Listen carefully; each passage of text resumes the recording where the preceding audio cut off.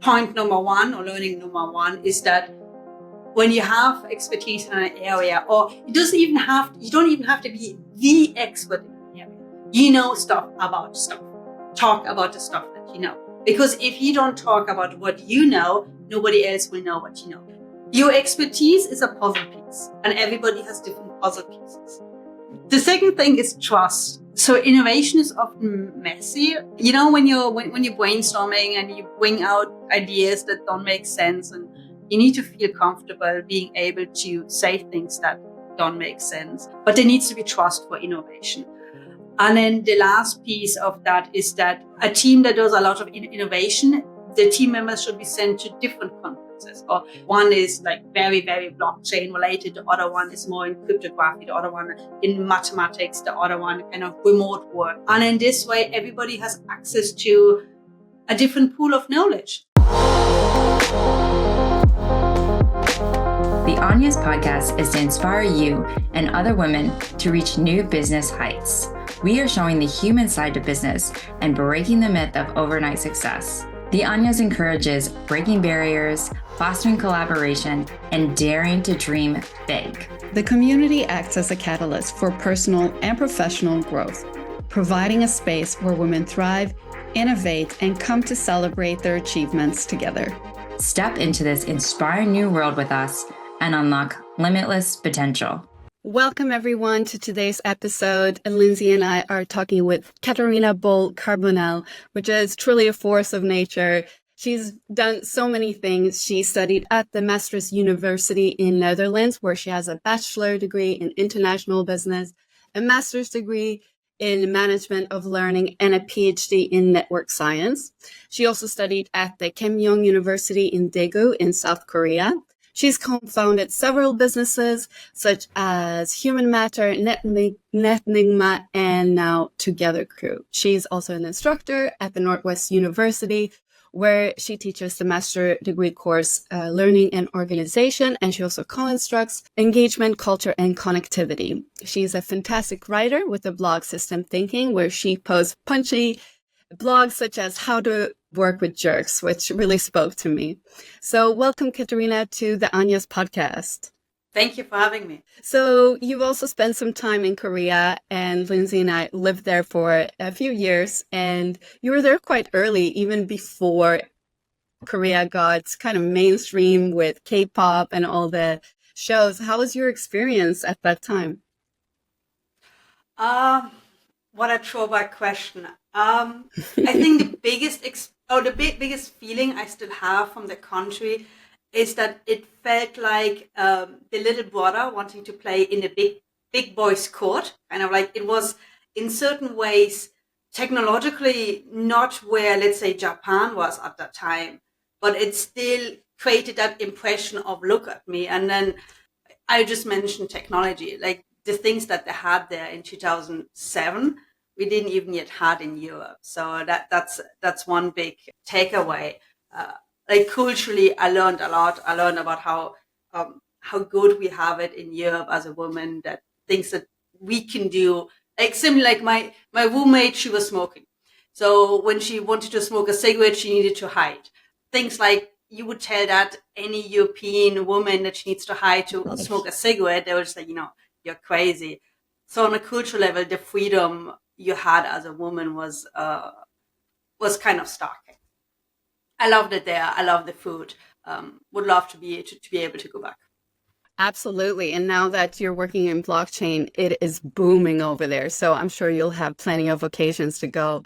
But yeah, just touching on what you're saying, I would say that the culture has changed quite a lot, especially when it comes to, female empowerment, but you can still feel it, definitely. So it's still a very patriarchal society.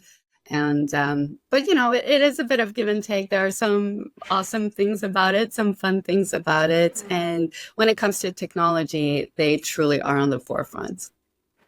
I'm laughing because I finally watched Barbie this weekend, the movie. And so I'm like, don't get me started on the patriarchy. Yeah, bless Greta Gerwig and her feminist movie. Segueing up a bit here over to human behavior. I mean, that that story that you just told, Katerina, is definitely its own study in human behavior and Korea and the patriarchy. But I want to go back in time as well and talk a little bit about human systems. I mean, you study human behavior. I worked in human systems for a consulting firm right after college, so I could relate to your field a bit in certain ways. I guess, you know, when I took a look at your blog, for example, a lot of things that jumped out to me were from a company perspective, like churn being a major issue, trust, growth. So I saw a huge overlap between community concerns as well as if you're at a company. In my case, I work for a Fortune 500 company. And so you're going to have a lot of the same concerns, and that's what you tend to talk about in your blog, as well as what the work and Web3 addresses that you're doing as well. So I am really excited to dig in because you have such a multitude, from being a professor at Northwestern University, and I'm from the US, so I know immediately that that is an elite university. I live in Europe now, so I don't think Europeans are as in the know about all of the many, thousands of universities that exist in the US, but I am familiar with Northwestern, and I know it as a top 10 university in the US. So your background as a data science and professor at an elite university can be very intimidating. But when I listened to your company pitch online, you described your team as a bunch of nerds. And it was funny because I had to go back and I was like, did she say a bunch of nodes, like, blockchain and crypto, or did she say a bunch of nerds? And I was like, she did call herself a bunch of nerds. And so I like that your team and yourself, you don't take yourself too seriously, because I think in that particular field, it could be done easily to take yourself too seriously. So my first question to you, Katerina, is just, where did your interest come from and your love for data and community building? I think my love for data, or for finding out stuff and discovering patterns, kind of as a larger umbrella term, always existed. So my parents were very fond of Scandinavia, and I did many holidays on Finland or Norway. And I don't know why, but one year I decided to every morning measure the temperature of the lake and draw a little chart of it, which I don't know how many teens do that during the summer holidays. So there was always an interest for putting the numbers down and kind of discovering what are the experiences around us, and can we measure them, and can we go from the number then to something better, to something else. So that was always there. Then the community building side, or the relationship building side, and discovering why are we starting to have a conversation with somebody and not with the other person? Why are we suddenly stop talking with a peer? Yes or no? All these kinds of questions. These formed during my studies. So I did for my master thesis.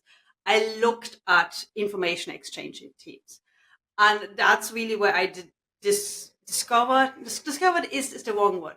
Let's just call it, that's where I got infected with this virus, which we network scientists call kind of the law for network science, for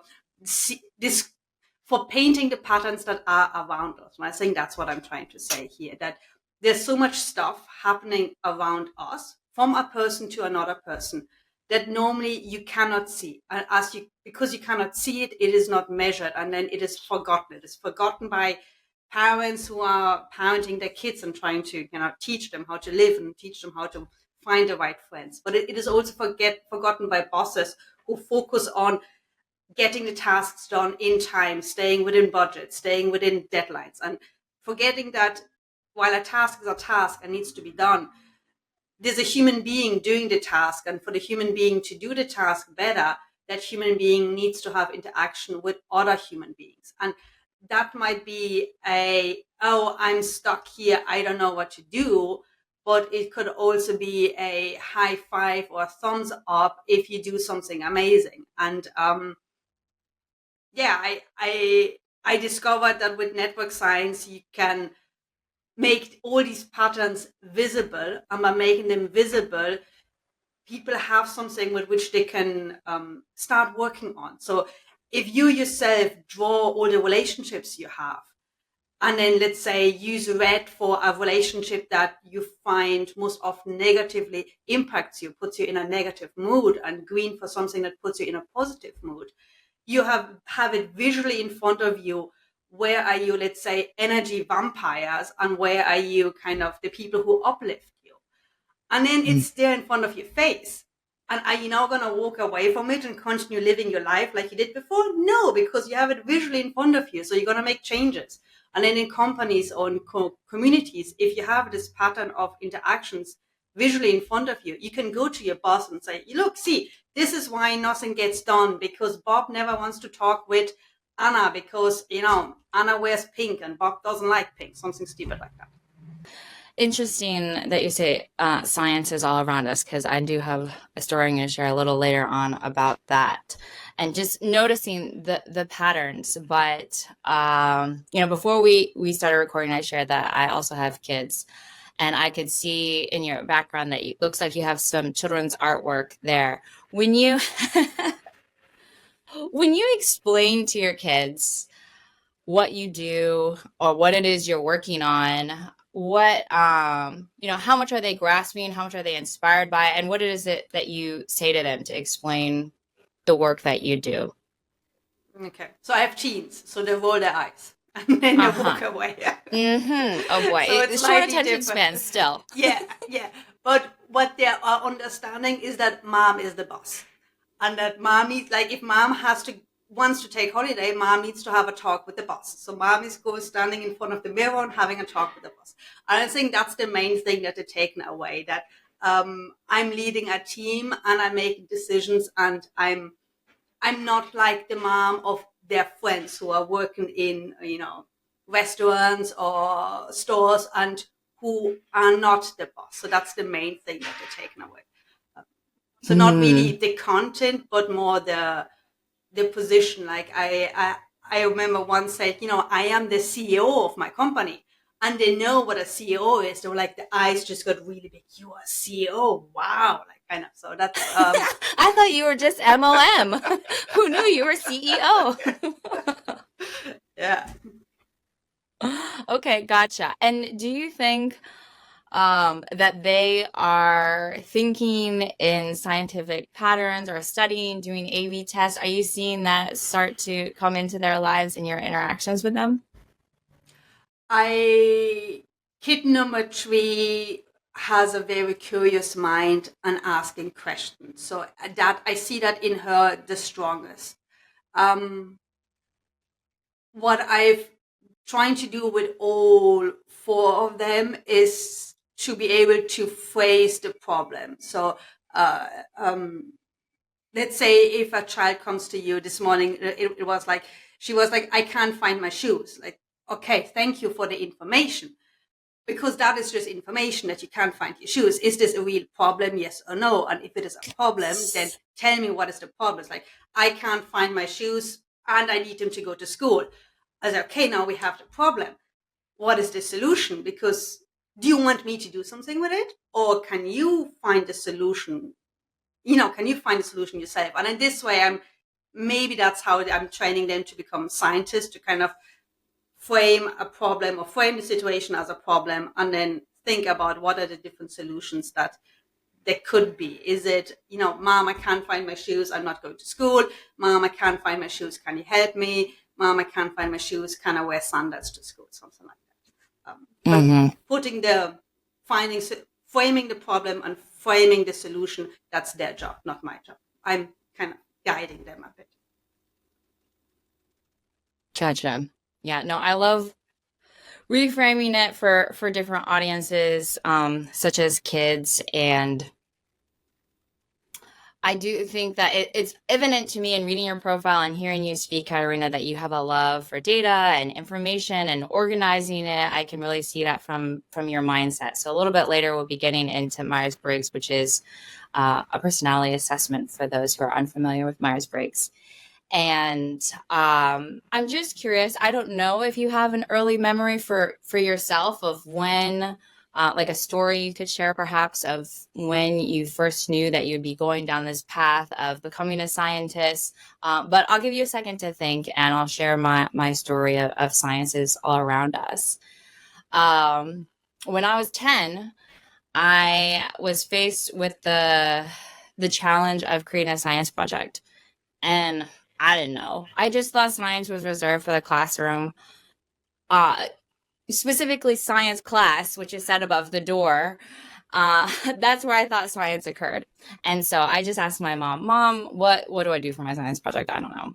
And my mom, being a nurse practitioner, she said, do a project on moldy bread.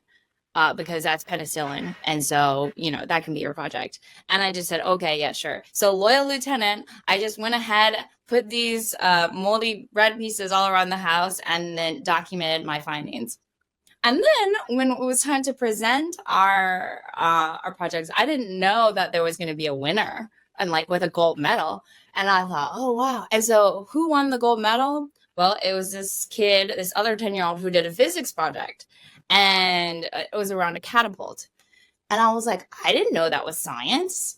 I would have done something like way cooler and way more glamorous. I mean, so there was like one, his got the gold medal. And then the other, someone else got it for best presentation.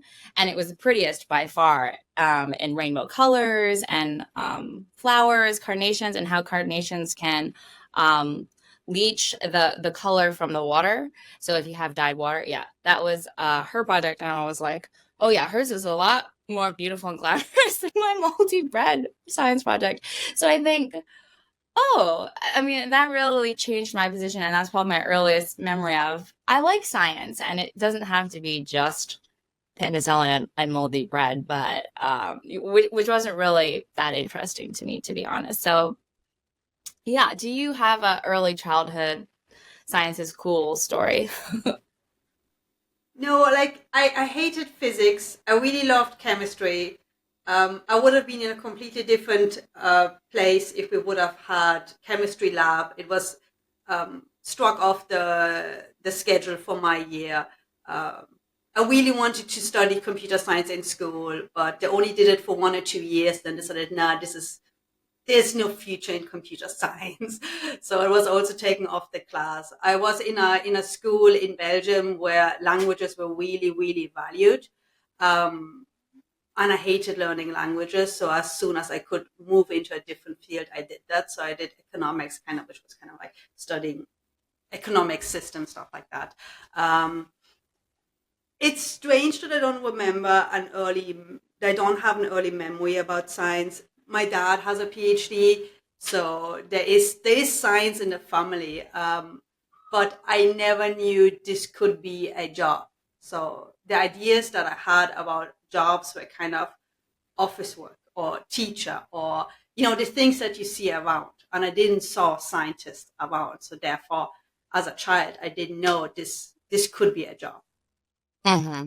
Yeah, that is an interesting point because your particular job didn't exist when we were kids. We're about the same age, and so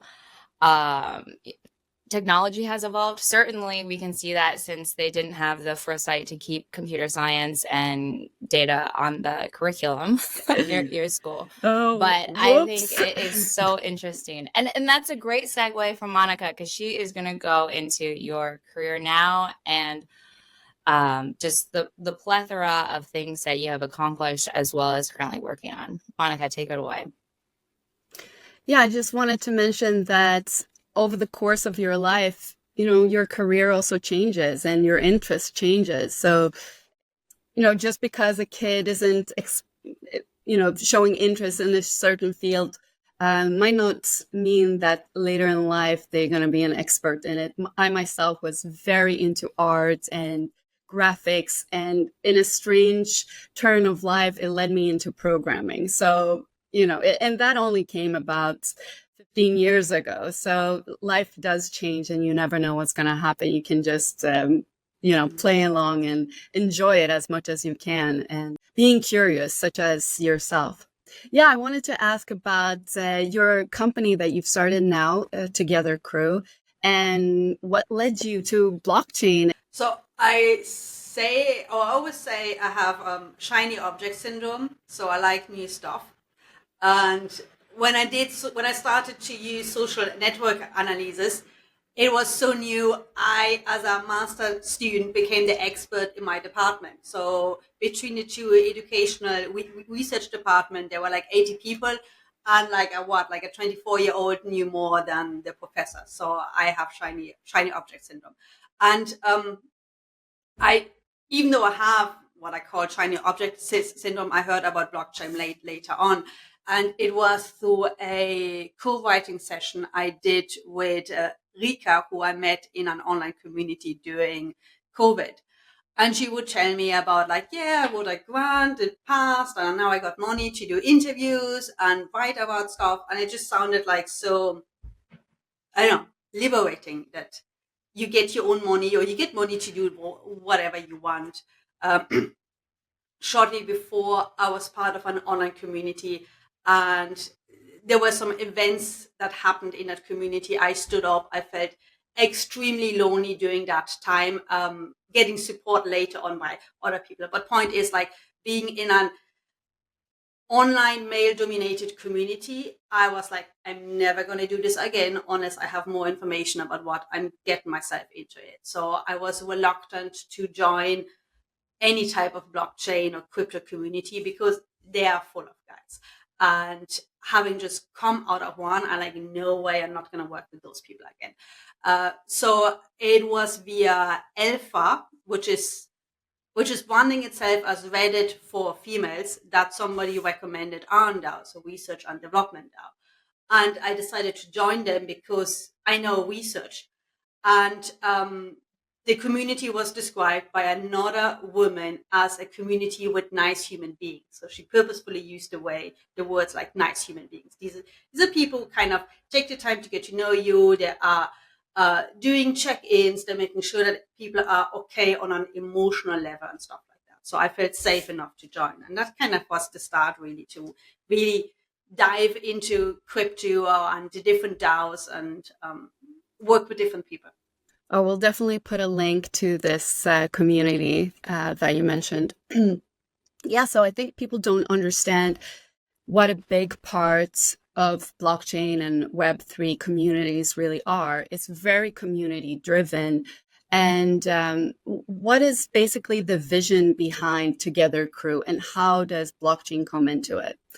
I know some of your biggest clients are, Near, Polygon, Aave, Optimism. These are huge protocols. And yeah, how did you end up being so focused on crypto? Was it through this community? And how did you reach out to all of these big projects? Yeah. Many questions there. Yeah, many questions. So when I joined RNDAO, I met my co-founder Daniel in that community, and he's also leading RNDAO. And what he noticed is that Web3 communities, they're really focused on communities and relationship building, especially the DAOs. The tools that they're having in order to know how good are we doing it, where are we on our journey, are very limiting. And they're also what we describe as very Web2-like. So he wanted to know how good he is doing in building his community, but the only numbers he was getting is that how good he was able to build an audience. And an audience is a one-way stream of me talking to my audience, my supporters, fans. And he wanted to know more about this two-way communication. And fortunately, he knew a bit about network science. So when I presented myself, or when I introduced myself as a network scientist, he was very quick at making the different connections between his problem and the potential of network science in solving his problems. And so, we just started talking and then did a kickoff meeting. We are still a DAO, so we're still, in a way, very open. And so members came in and out. And over time, we now have a live dashboard where communities can know how good they're doing. And one thing also that we did, which is more typical for Web3 than for Web2, it's maybe similarities to academia, and that's why I'm so, it feels so familiar for me, is that the project is mostly funded through grants funding. So we are going to different protocols and are saying, community is important for you. You're saying this here and here and here. We're building a tool to measure how good your community is. Do you want to kind of invest in it is the wrong word, but do you want to partly fund it? So it's not that one protocol gave us all the money we needed to create this dashboard. It's that everybody paid a tiny bit. And in this way, everybody contributes to it, which is another community way of building a dashboard. And that's also how we manage to have these big protocols as our clients. So these are protocols, these are companies that are using TogetherCrew in order to understand, is the community healthy, yes or no? Yeah, I think that's also a great point that you're making, that in blockchain, because it's so decentralized, a lot of these protocols are also managed in a decentralized way. So they will put out bounties or grants that you can apply for. So you can just go into different groups and different communities and kind of check like what's available, because the data on the blockchain is available to anybody. You can just start building something that, an idea that you have. You don't have to go to a company and ask for the permissions to get their data. It's basically opportunities for everyone that are in it. Maybe you can talk a little bit more about how you kind of track this, what you call non-vanity data in TogetherCrew. I'll do a step back. What we want to do, what we want to achieve with TogetherCrew is that communities have access to their own data. Because right now, if you use Circle or Facebook or even Slack, while community members are generating the data, they don't have access to it. Even for the admins to get access to the data in such a way that they can make decisions, it's difficult. So there's always there's a disconnect between who creates the data and who owns the data. And with TogetherCrew, we're getting rid of this. Like, you are creating your own data and you're owning your own data, and you should be able to make decisions on your data. So what we're doing right now, or what is live right now with TogetherCrew, is that for any Discord community, we are tracking who is posting, and are they posting every week or in a month, are they posting regularly in a month. And then we're tracking conversations, and we are saying that the people who are able to have conversations, we are calling them vital members, because being able to post something is pretty easy. Everybody can grab any meme and just post it in a community. But that is not adding value to the community until you actually are able to have conversations with community members, because it's through these conversations that relationships are forming. Like, if you could have sat next to each other and one of you showed a picture, the other one showed another picture, and then nothing happens. But for you two to have worked together, it meant that at a certain moment you decided to have a conversation. And that's through that kind of like a strong bond is forming. And that's what is measured in TogetherCrew. So the activity, and then the number of vital members, which are the ones who are having conversations. And then we realized... I want to just say something there, Katerina, because not all of our listeners are from the Web3 area. And it is so valuable that you are allowing or will allow them to own their own data. I was just having a conversation with someone yesterday. They're like, oh, yeah, YouTube's free. YouTube's a great platform. And I'm like, yeah, it's free. But that is because you are giving them your data, and they are utilizing your data, and you don't know how they're utilizing your data. I mean, let's just leave it at that. But it is, that's really what positions you as Web3. And this, Monica and I know this is the future, is putting the power in the hands of the user. And we believe that. And I just want to emphasize that's why it's called Web3 versus Facebook or YouTube, is Web 2. So just emphasizing that for the listeners who are unfamiliar with the space and the value there.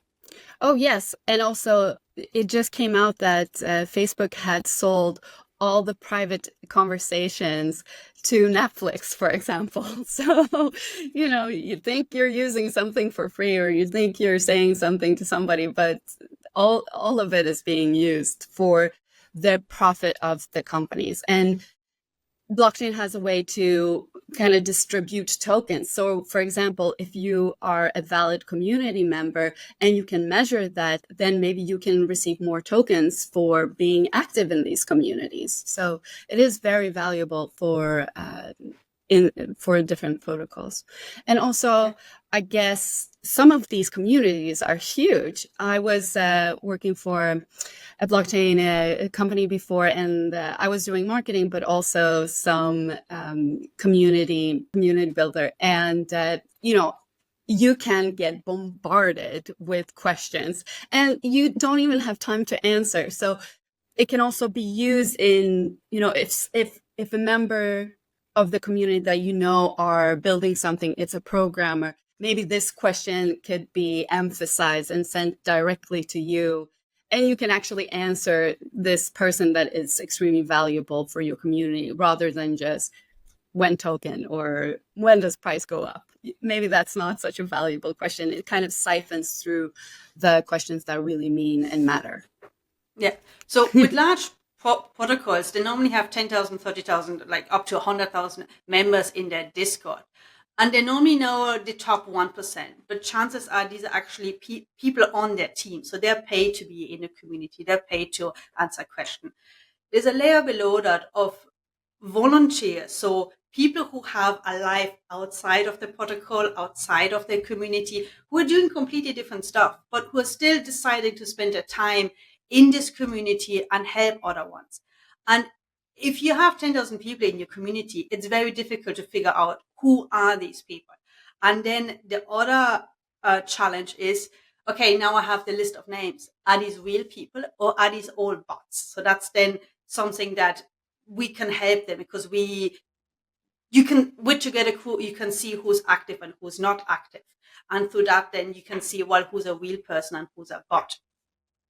You mentioned earlier on the ability to reward people, which is actually something that we're building right now. And there's a huge, so let's awesome. In protocols, they're all decentralized, which means that if they want to do a change, or if somebody wants to build something on the company or on the protocol, there is a proposal. And people need to vote on that proposal. And everybody has the right to vote on that proposal. It's like Switzerland, where there's a referendum on every little thing and everybody gets to vote on everything. And that's also what is happening in blockchain. The issue with this nice democratic way of doing governance is that a lot of people are not voting. So what we're doing now with Arbitrum is trying to see, can we find a way to reward people to be active community members? So if you're active in the Discord and you're a real human being, you will be able to mint a NFT, and that NFT will contain, let's say, a score, like an engagement score. And based on that engagement score, you protocols can then give you, let's say, more voting rights. Let's say if you have been very active the months before a proposal comes out, your voting power can be boosted or can reduce. This NFT that you can mint, it will be dynamic. So if you're active this month, let's say you get a score of 80, and then next month you're on holiday, so your score drops to 20, and then next month after that, it increases again. And in this way, we're hoping to get a closer connection between what is happening in the community, so on Discord and Discourse, and the decisions that are made that impact this specific protocol. Oh, yeah. So it's like a gamification in some way of being interactive, because you can gain certain perks or mint certain NFTs, which give you even monetary benefits, for example. There are so many different opportunities and innovations coming out because the data is available for everyone, and you can just start building, as both of us said before. Is there anything else you want to mention about TogetherCrew? Oh, by the way, we actually integrated it into our own Discord server. So if you're not a member yet, go ahead and jump in there. We post some really interesting and valuable alpha in there. So Cool. I check it out, and I'm the one who takes care of onboarding and customer support. So if you have any questions, just reach out to me. yeah, awesome. I just integrated it yesterday, so I will definitely reach out and talk to you about it. Cool. This may be one more thing I like to add. You early on, you mentioned that I described my team as a team of nerds. And with that, I mean that we are very good at structuring data. And communities generate a lot of data, even if it's just Discord. But most communities have Discord, and then they have, let's say, Twitter, or Discord and Discourse, or Discord and Farcaster. And it's just a ton of data. And not everybody has the skills to put this data in such a way that you can easier take actions. So my team of nerds, what we're good at is actually just structuring the data. And once the data is structured, it is easier for other teams to say, okay, this data is structured in this and this. We actually want to, improve onboarding, or we want that everybody who watches 50% of our podcast gets a reward. And then you can create on top of the data, on top of your data, a integration that then lets you reward the members in the way you want. So we are structuring the data for you, and then you can build on top of your data.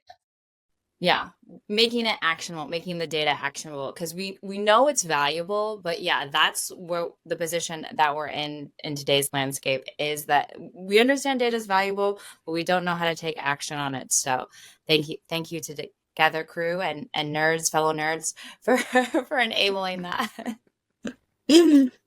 Oh my God. Yeah, but not everyone is a nerd in blockchain. And speaking about that, you mentioned that it's very male oriented. Although I have to say, the last few years, I am seeing an increased number of women getting into crypto. I just want to ask you about your experience, how it's been to be a woman in the blockchain industry, and how has it impacted you in a positive way? You can speak about the negative too, but also highlight the positive. I think because it is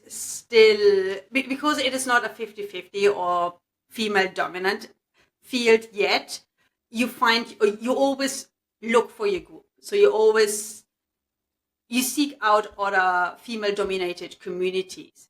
And through that, while it seems to be like a safety mechanism, what actually happens is that because you find a safe community, you actually advance quicker, or you learn quicker, or you make friends quicker, because you are in the strong support group, and everybody knows that there is the sea outside of there, but that if we help each other, we are going to make a change, right? It's what Maggie does with SheFi is amazing. SheFi is a community and a course to teach blockchain financial. I'm losing the word. Mm-hmm. Yeah, it's a curriculum to advance knowledge for Web3 and blockchain. Exactly. Mm-hmm. Yeah, I have looked at it, and we're kind of also getting into that. And this is why we started Anyas, because we want to be one of these communities and help women in blockchain, but also in business overall, and kind of bring it to the masses and to women that may be not that familiar with the blockchain. So this is the entire point with the Anyas, basically. Yeah, I think by being part of the minority, every time you meet somebody else who's also part of the minority, there's directly a bond there, and there's directly the desire to help each other. And that is very positive in blockchain. Yes, there are scams, there are bugs, there are ugly stories. But because it is decentralized, there are greater opportunities. You just need to find them. And you have your friends and supporters, or I say supporters kind of as more meaning acquaintances, who help you find these opportunities. Yeah, and also it's a way to ask questions, and there are no dumb questions. Just ask anything, and we'll do our best to give you an answer. Yes, it's the Wild West, but that's why there's also so many opportunities. So we are really early still. We're like, if you compare to the internet, we're in the maybe late 90s or early 2000s. So, there's so many opportunities to start a business, to really come up with new concepts and to really make a name for yourself. So if you can dive into it, you won't regret it. You really won't. My pitch to everyone out there. But moving on a little bit away from crypto and just in general, it's so important to have role models and to see other women succeed as well. Do you have somebody that you fan of or you look up to in business? It can be in blockchain, but doesn't have to be.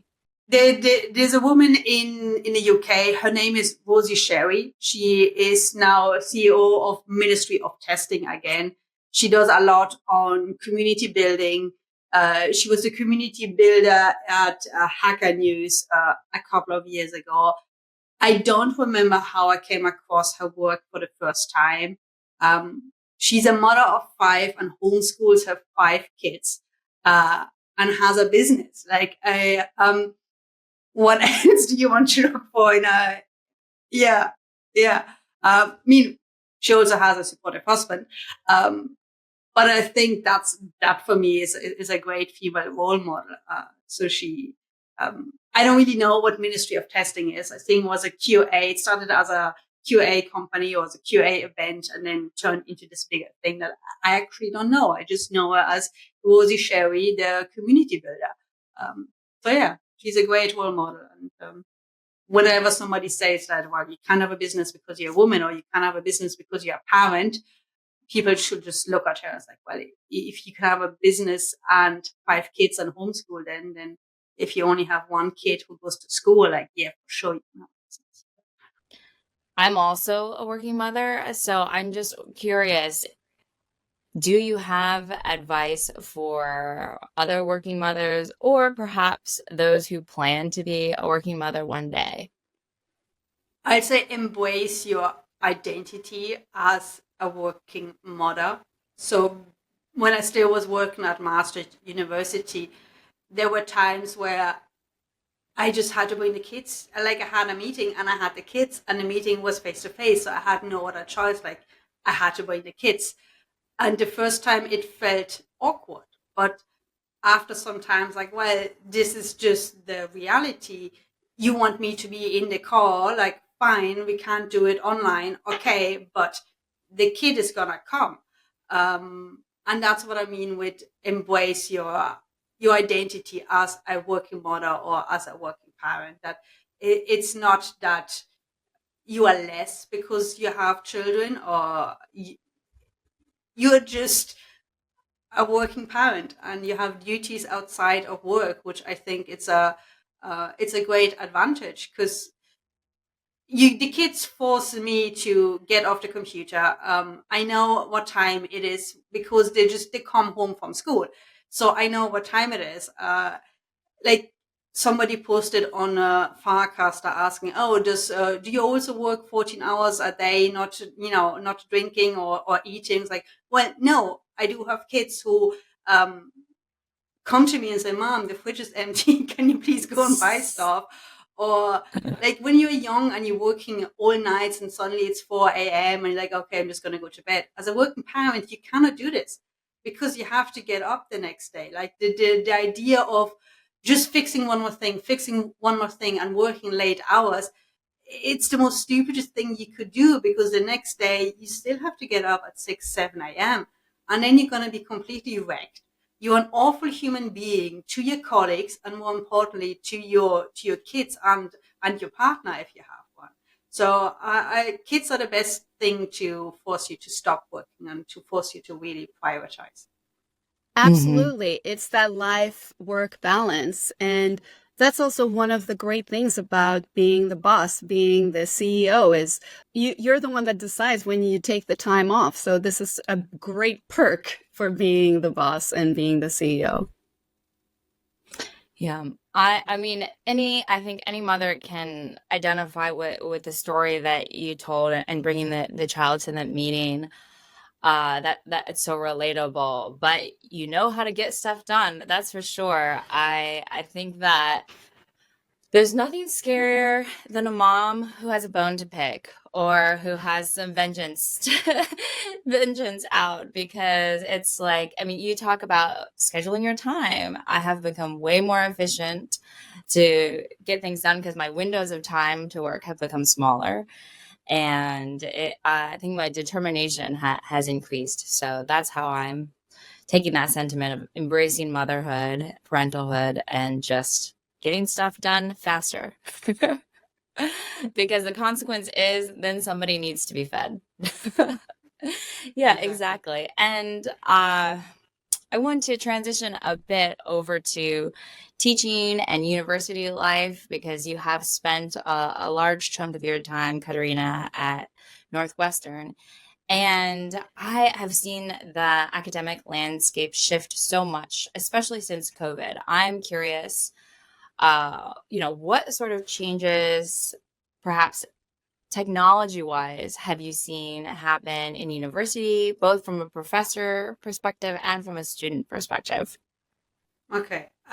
So I started teaching online in 2010. One of my best boss ever, who was also a woman, she started teaching online, fully online, in the 1990s. So I am disillusioned by education and by the lack of integration with technology. One of my kids, so kid number one, who is in middle school, her technology teacher doesn't know how to use the whiteboard. We had to buy a USB stick because her language teacher didn't realize that Google Slides can be shown on the school or the classroom computer, and everybody uses Google Classroom. Okay, my kids are going to public school, so the kind of tools are different and the teachers are trained differently and stuff like that. If anybody is going to, except for, let's say, lawyers and doctors, please go to education, go to university. But I think for a lot of other fields, if you're going to university in order to learn, in order to get a job later on, that might be the wrong, how can I say it? The wrong mindset. There is a value in education. There's a value in learning how to learn. There is a lot of people that build a network when they're going to education that serves them throughout the rest of their life. But education as institution that transmit knowledge, there's a lot that needs to change. There are not knowledge transmitters. There is one of the reasons why I left academia is because I didn't want it to write just another academic article nobody reads. I wanted, we had all this data. I was like, let's do something that people can use. But I go, no, because as a researcher, my performance was dependent on the articles I write. But the articles I wrote had no impact. And I think that's what's wrong with education right now. There is a mismatch between what is being given to students and the impact that they're having and the impact education should have.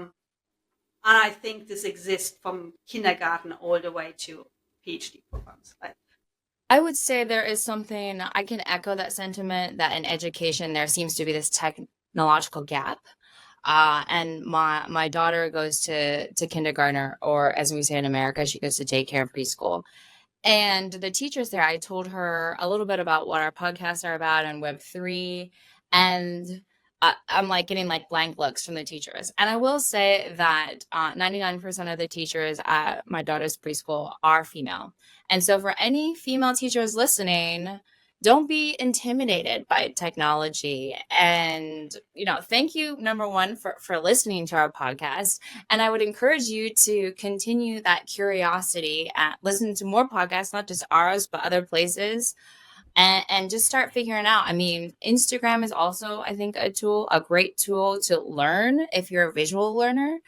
And, maybe podcasts aren't your thing if you're not an auditorial person.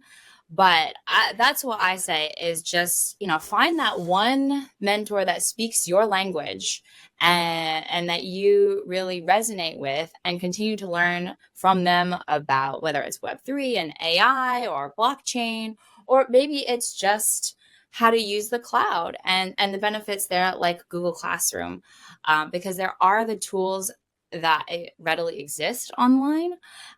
Don't be intimidated, and hopefully through our podcast and what little part of the web we have and encompass, we can encourage other women and female teachers to go out and learn more. That's big part, Lindsay.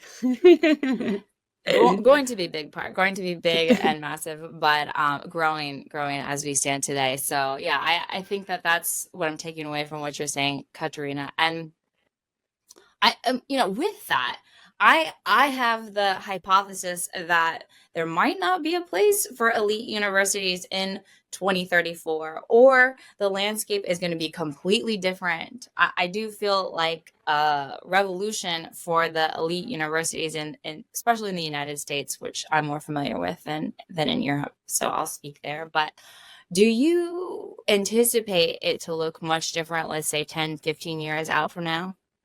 First, I want to clarify that I'm not bashing on teachers. I think they are, in most countries, underpaid and overworked. And then having to learn other things that are not part of their curriculum is very difficult. So that's kind of like, everybody who's listening who is a teacher, thank you.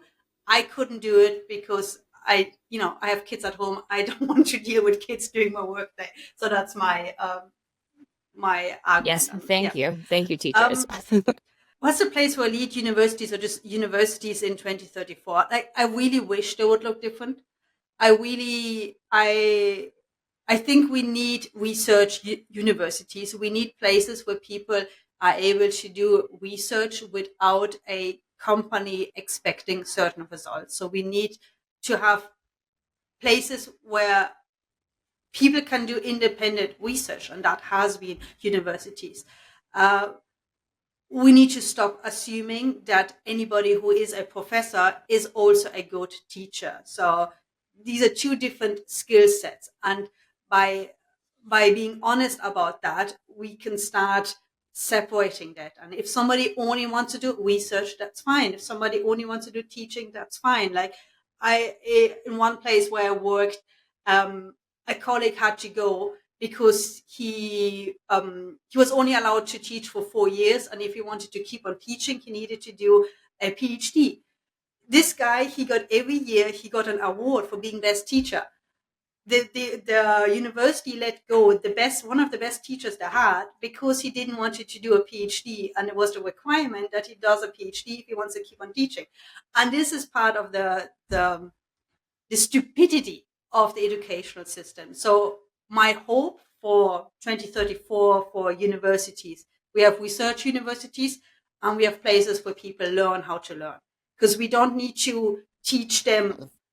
We don't need to teach from a textbook anymore. Everybody knows, or people know how to read. People need to know how to find the information. And I think that's the key way universities should be changing, or learning institutions should be changing. Mm-hmm. I hope that you're right, and that the broken system that exists gets fixed. Is there any advice that you would give to young people or young students today who are part of these systems or seeing gaps in technology? I think if you're a student, it's the one time in your life where you're young, you're legally allowed to make decisions. But your parents are still okay to support you financially. So in a way, you have all this time on your hand and limited responsibilities. Now, not for everybody, of course, but for the people who have it. Use that time to deviate from the curriculum that the university gives to you. And if there are other association in the universities or other projects, kind of do the things that the university does not expect you to do. I think that's something that a lot of students are forgetting or maybe not realizing because they're in that moment. Like, you have a ton of free time and no responsibility. Like, you will never, ever, ever be so lucky again. So make use of that. Wonderful advice. Wonderful advice. I spent a lot of time in university being social. I was a social butterfly, and as we get into the Myers-Briggs, I was ESFJ, for those that are familiar with Myers-Briggs types. But I wish that I had done something that at the time intimidated me, which is I wish I had gone to computer science classes, to the mathematical classes, to the economic classes and audited them. It wasn't going to be my major or my second major, but I definitely had an opportunity where I could have audited those classes and I could have easily understood the information if I had given myself the opportunity that existed. So I think that your advice is great, is dabble in other areas, just, take a chance, because like you said, the consequences at that moment in time in your student era are limited, but there's so much available to you if you take a look. Yeah, so to shift gears into Myers-Briggs and leadership and the theme of team building, I am someone who has worked closely with Myers-Briggs in the past when I worked for a consulting firm. So I'm going to dig into that a little bit, but I want to just start by asking you how you describe your own leadership style and your approach to building strong teams or strong communities. So I think I perceive my leadership style to be on the inclusive side. Like, I don't have to push my decision through. I see it with the children, but also when I was leader of a scouts group, that I asked opinions and then together we form a decision. So that is still part of it. Right now in TogetherCrew, maybe because I'm the only woman in the team, I don't know, but I pay attention to the softer side of team building, the motivation. Like, do we see people slacking because they just don't see the point in it? Like, who remembers when we started forming the company? I do. Who posted in the Discord that, like, happy birthday TogetherCrew? Well, I did that. Not saying that my co-founders are not doing these things, but looking at the balance between of who is paying attention to the budget, the roadmap, the kind of the more task oriented thing, and who's paying attention to the more softer side. There's clearly a division there of labor that potentially just occurred naturally. It might also be our decision-making styles and the way we are. Yeah, I like the way that you titled that inclusive.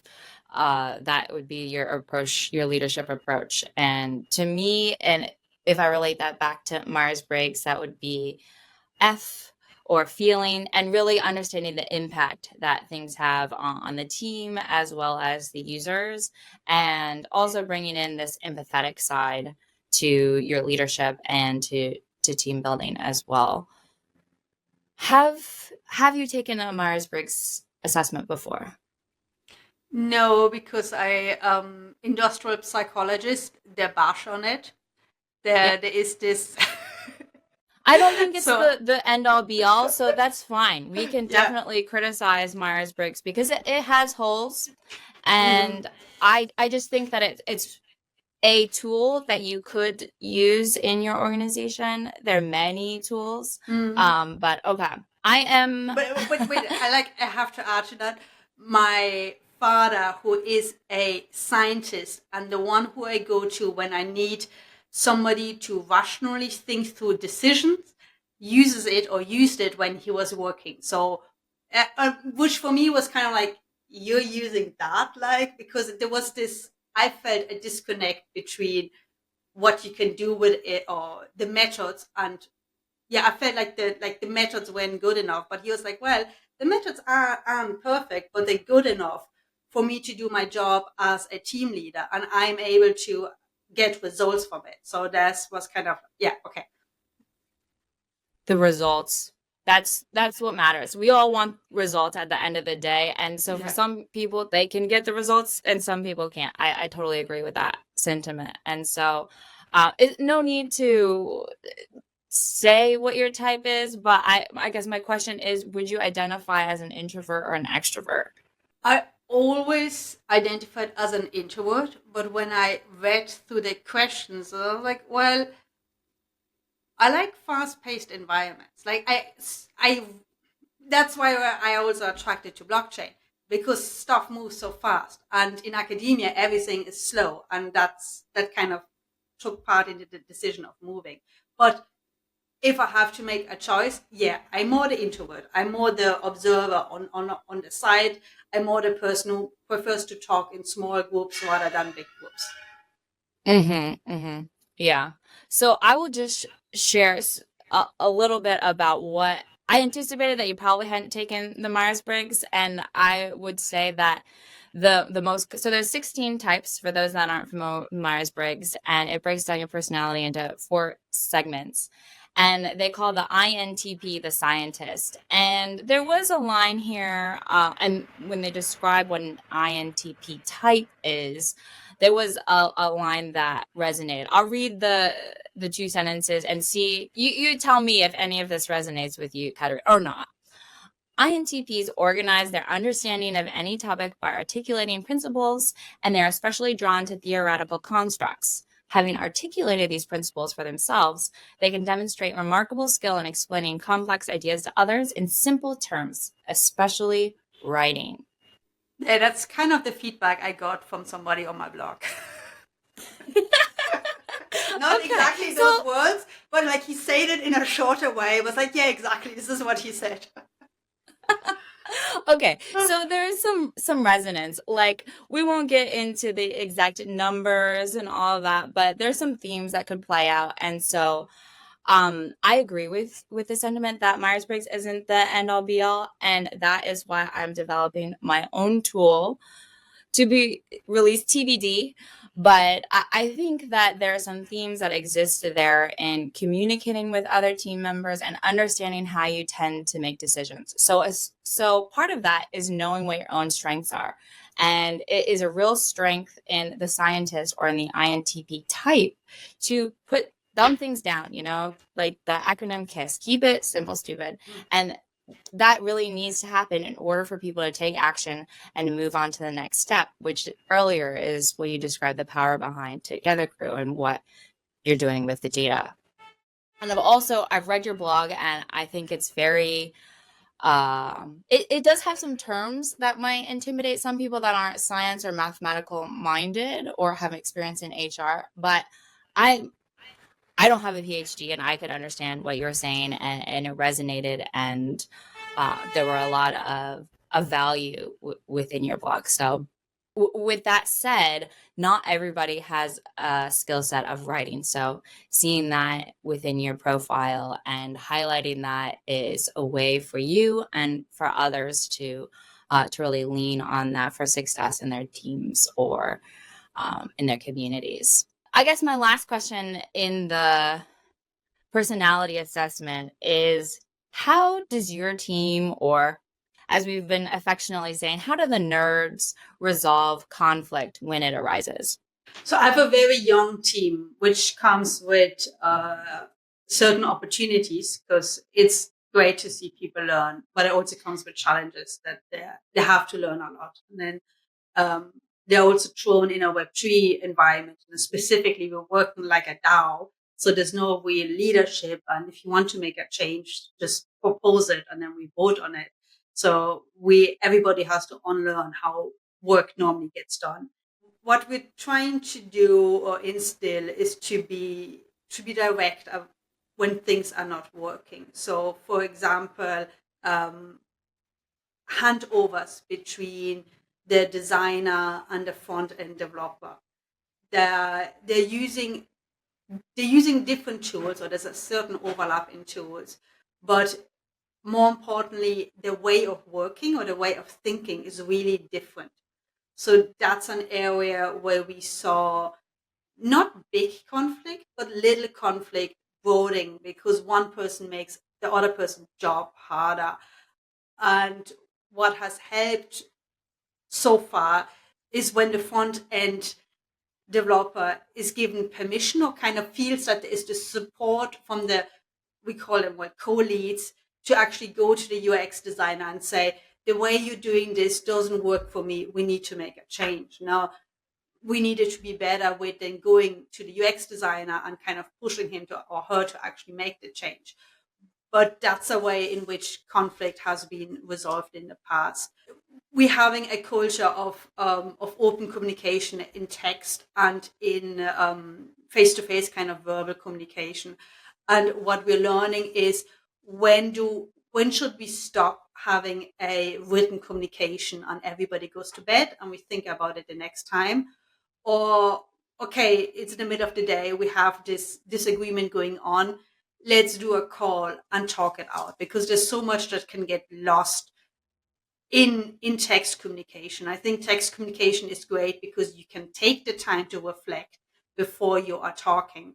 But we also had kind of, which I would call like Discord fights, where everybody is typing very, very fast, and everybody is in the heat of their emotion. And that's a moment where best thing would be to actually just close the laptop and, come back in 1 hour to it, or, do something else. Yeah. So what I'm hearing you say is interrupt patterns, take some breaks.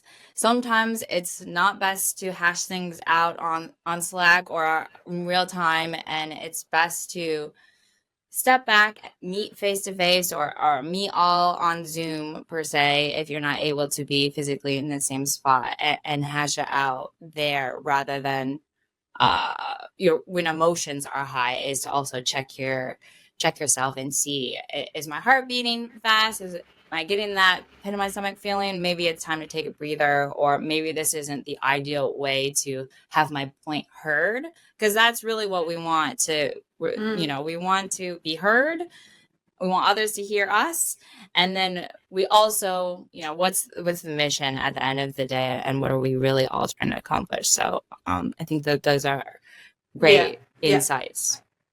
I think as a leader, you need to know your own strengths and weaknesses, as you said before, but you also need to know how your other team members communicate. And for example, I shared a manual of me with my co-leads, so just that they know that I give very direct feedback. And if I don't like something, I say, I don't like it, or I find this is shit. But that doesn't mean that I find that you are a bad person. I just, whatever we're doing right now, that is just not working right. And so being clear how you communicate and learning how the other people communicate. Let's say if somebody... Did you literally hand them a manual? Like you created an about me manual, or like figuratively speaking, you just... There's a tool called Manual of Me, and it's created by a freelancer in the UK who, he was just struggling with how to get onboarded into teams, because as a freelancer, you go in and out of teams. So he created this set of questions that you can answer. And then with that set of questions, people understand better how you are working. And it's called Manual of Me. So it's a great way to work. Yes. In the show notes, because that is interesting. I've never heard of that. And when you said that, my ears perked up, because I thought, did she literally mean that? Because that isn't something that I hear leaders do, but it is a great thing. Like, I mean, give me the instruction manual. I want to be successful. I want to know how things work. And this is my instructions manual. Here you go. Lovely. Okay. I want to do a quick time check. Do you have a hard stop at 30 after, or can we go 5-10 minutes over? No, okay. We can go time over. Great. So your blog, it's obvious to me that you have a love for literature and poetry. I saw different quotes and references throughout your blog, Net Nigma, and your writing style. One of the things that you cover is fostering innovation, and I really like what you say there on how to do that. Can you explain some of your top tips or strategies. I think you're going to talk a little maybe about the flywheel and how that can help just foster innovation within a team environment. So innovation for me means people coming together and sharing different, or saying it differently. Your expertise is a puzzle piece, and everybody has different puzzle pieces. And when you start talking about something, so when you start sharing your expertise, people get to know what type of puzzle piece you have in your mind, and they come back to you to ask more about this specific puzzle piece. And in this way, you're getting more and more, you're becoming an expert in an area. So point number one, or learning number one, is that when you have expertise in an area, or you don't even have to be the expert in an area. You know stuff about stuff. Talk about the stuff that you know. Because if you don't talk about what you know, nobody else will know what you know. Because, well, people can read your mind and you don't want them to. So that's the first thing. The second thing is... So true. Yeah, I tell it to my kids. They're old eyes. The second thing is trust. So innovation is often messy. Let's say you know when you're brainstorming and you bring out ideas that don't make sense, and you need to feel comfortable being able to say things that don't make sense. And then normally that means if you're more comfortable with people with who you had previous positive experience, and then also if the next step to that is that I could have a good brainstorming session with somebody Monica or Lindsay recommend to me simply because I have a positive experience right now. I'm assuming that the people who you recommend to me, I'll also have a positive experience with them. So kind of the trust travels from one connection to another. But there needs to be trust for innovation. And then the last piece of that is that if let's say we're working together and we're all having the same friends or the same peers, we're always going to the same conferences, the pool of new knowledge or new information that we're having access to is limited because we're all talking to the same people. So a team that does a lot of innovation, the team members should be sent to different conferences, or these can be different regions, or one is like very, very blockchain related, the other one is more in cryptography, the other one in mathematics, the other one kind of remote work and stuff like that. And in this way, everybody has access to a different pool of knowledge. And through that, the team can collect more puzzle pieces. And thanks to all these different puzzle pieces, create innovation. Yeah, Katerina, what practical strategies would you give our listeners? I know there's so many great tidbits within your blog on enhancing team dynamics and also building community efforts. I think the favorite the favorite blog post I wrote was on humble leadership, because it seemed so intuitive, like common sense, but still does not exist in most workplaces. I'm now making an assumption because I don't know every workplace, of course. But the idea is simple, that as a leader, you need to know what is happening inside your team. So you need to have connections to the other people, it's like if you are working in a supermarket, you shouldn't be in the office, you should be on the floor. But then you shouldn't be micromanaging. You should just be looking around, having conversation, and kind of figuring out who's doing, what are the strengths and weaknesses, what is happening, where are the blockers. And that is different to a leader who is not humble, because they are trying to control everything. And often this control is in the form of making every department siloed, because if a group is siloed, they are dependent on you. So if the engineers have to come to me in order to know if the UX designer is finished with the design, then I'm making them dependent on me. But they shouldn't come to me. Like I'm just a roadblock in there. There should be a direct line of communication between the sales and the product manager, and between the different engineers and the UX designer. So a humble leader makes sure that there are all these bridges between the different team members so that work just happens. And at the same time, the humble leader knows what is happening, but not in a controlling way. More in a like, how can I describe this? Like the grannies hanging outside the windows in Spain and kind of observing the road. They know what is happening, but they're not controlling what is happening. Right. They're not a puppeteer. So they can step back, they can oversee literally from their high vantage point and know that things are running smoothly, but they don't literally have to pull those strings and micromanage. And that resonates a lot with me based on my own experience within, whether that be corporate America or at small startups, is where I've seen teams work the best is when the CEO or the leader could step back, trust and enable and delegate effectively to their team rather than feeling like they could do everything better themselves. Then it's like, what? Well, why did you hire your team in the first place then? I was wondering, do you think this humble leadership, do you think it comes more naturally to women than men? I'm hesitant to say, like, I wish I would say no, because that means that we have evolved as a society. Okay. But nice try. Yeah, like what I'm trying to say, like often as a woman, you still, it's nice to be seen but not heard. And as a humble leader, you are seen but not heard, because you are at the background and you're making the connections. And that's why I say I wish it would be no. Like it's a typical thing that boys are, when we say boys are boys, they're boisterous and kind of breaking stuff, and that is normal. But if a girl does that, this is kind of like, what are you doing there? You shouldn't be doing that. Sure. And it feels that the controlling leadership type is also very, I would say it's a fear-driven leadership style, that you are afraid that if everybody knows what they're doing and you are not needed, that you can be replaced.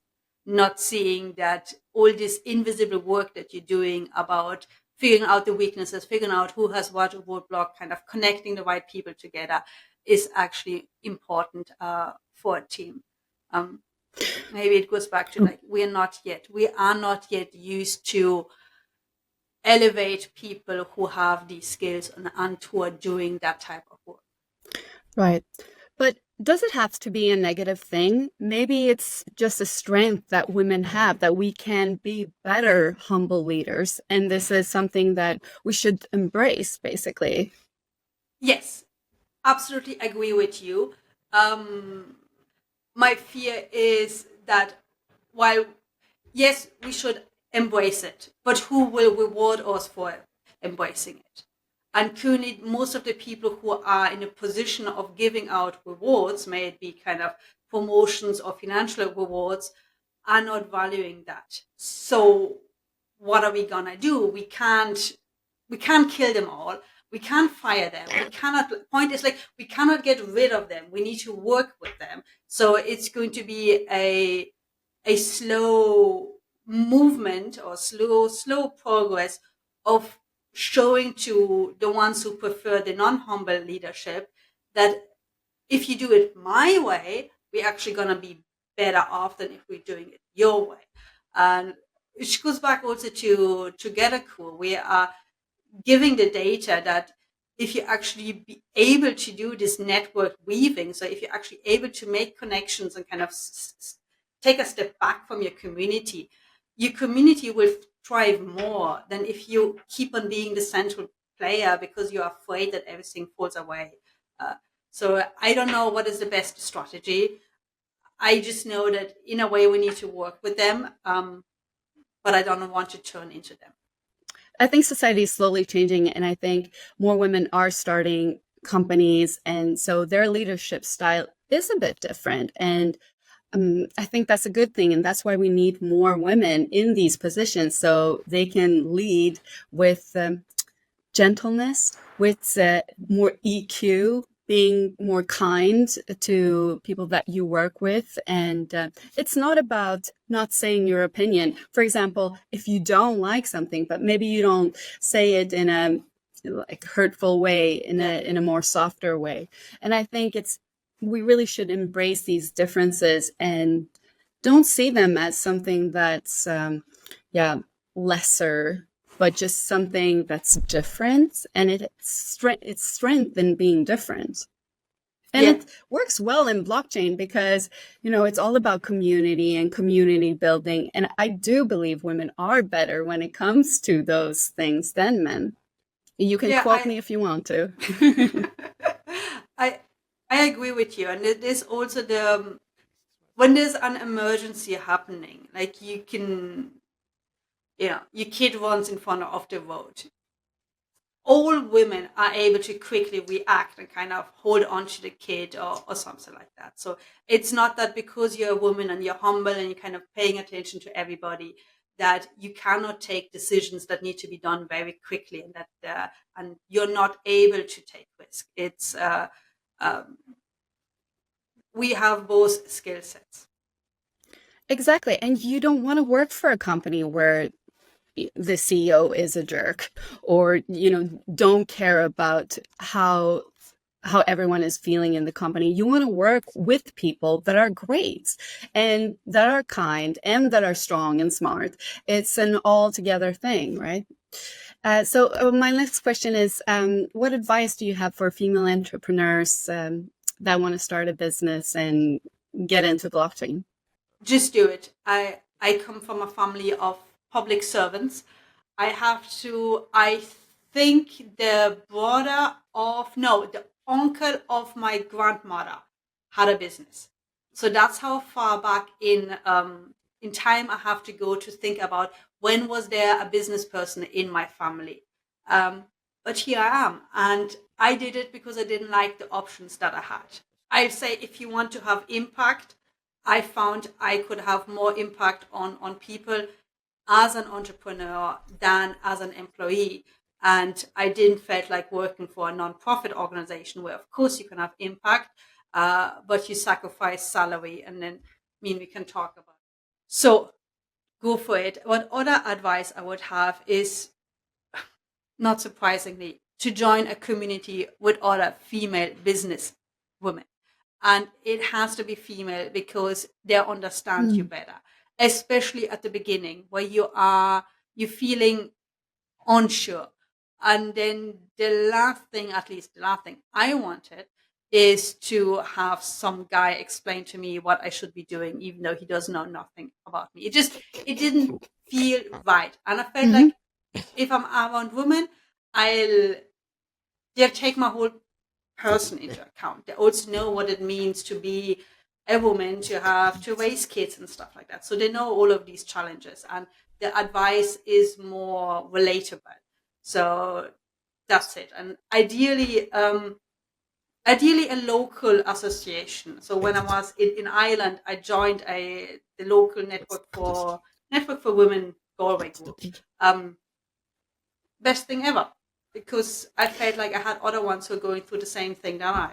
Thank you so much for that advice, and definitely join meetups with other women, find groups, come to join the Anyas Discord and Telegram, and we're definitely here for you. Just my last question is, what's your favorite book? The Borderlines from Peter Hoeg, Danish author. I read it as a teenager, and it's still my favorite book. It talks about a young boy who's placed in a home, and he's then the principle of that book is starting the social experiment of eradicating evil, and through this home and the structure of that school setting. And then there's a side story in that main story that discusses the concept of time. Does time exist? It's like kind of second feel, actually like a minute, stuff like that. So it's a really, really nice book. Yeah, like his most famous book is Semelia's Footprints or something like that. So he's known for something else, for a thriller, but this one is really good. It sounds like it's right up my alley. I'm all into those kind of things. So thank you so much. I'll definitely check it out. Lindsay, do you want to take it away, wrap things up here for us?